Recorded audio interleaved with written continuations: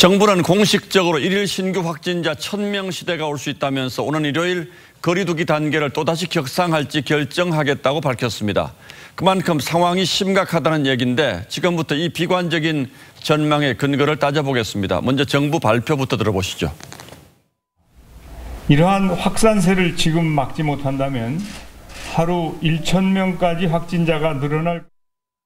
자, 윤슬기 기자. 네. 정부가 이렇게 선제적으로 얘기하는 걸 보면 상황이 그만큼 엄중하다는 뜻이겠죠?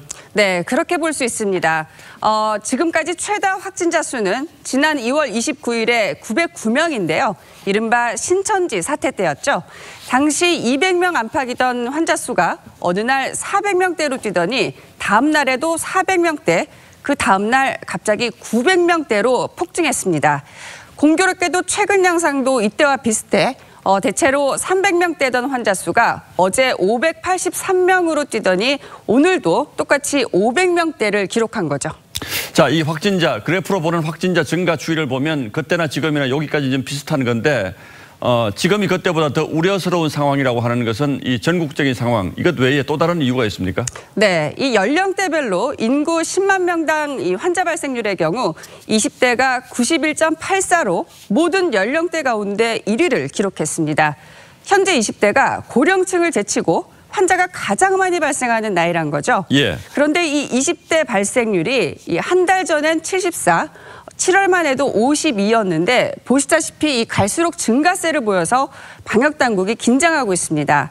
젊은 층은 활동량이 많아 전파력도 높고 또 역학조사에도 품이 많이 들기 때문이죠. 자, 젊은 환자들이 많이 늘어나고 있다는 것도 외에 전문가들이 일일 신규 확진자가 1000명을 넘을 수 있다고 생각하는 근거는 어떤 것들이 있습니까? 네, 최근 수도권의 감염 재생산 지수가 2.23, 즉 환자 한 명이 2명 이상을 감염시킨다는 연구 결과가 나왔는데요. 이 상태가 계속 갈 경우 2주 뒤 수도권에서만 1200명 넘는 확진자가 나올 수 있다는 게 연구팀의 예측입니다. 감염 재생산 수만 보면 1, 2차 때는 이보다 훨씬 높았는데 지금 3차는 아직 정점이 된 게 아니잖아요. 언제까지 올라갔다가 감소할 것인지가 지금 관건이죠. 자, 이번 일요일 정부가 거리 두기 단계 더 강화할지 고민하고 있다고 하는데 문제는 지금 거리 두기 단계를 강화해도 당장 그 효과가 나타나는 건 아니라는 거죠?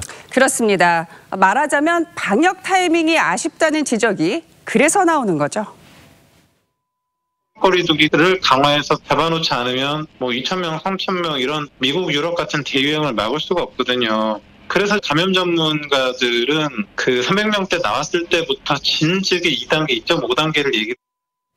자, 결국 전문가들은 정부의 대처가 한 발 늦었다 이런 얘기를 지금 일관되게 하고 있는 것 같은데 그렇다면 지금부터 정말 시민의식이 중요한 때가 됐다 이렇게 봐야 되겠네요. 그렇습니다. 자, 윤슬기 기자 잘 들었습니다.